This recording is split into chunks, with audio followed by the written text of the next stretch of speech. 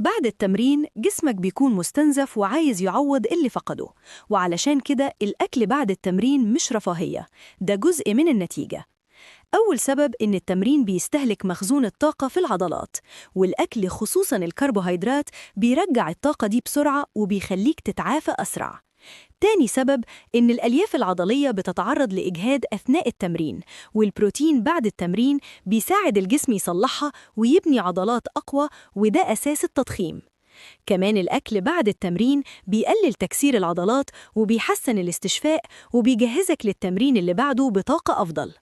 أفضل حاجة بعد التمرين وجبة فيها بروتين بلس كربوهيدرات باعتدال، زي فراخ مع رز أو بيض مع خبز أو زبادي مع فاكهة. الخلاصة، لو بتتمرن ومش بتاكل بعد التمرين انت بتضيع جزء كبير من مجهودك. ولو عجبك الفيديو ما تنساش تشترك في القناة وتفعل الجرس عشان يوصلك كل جديد.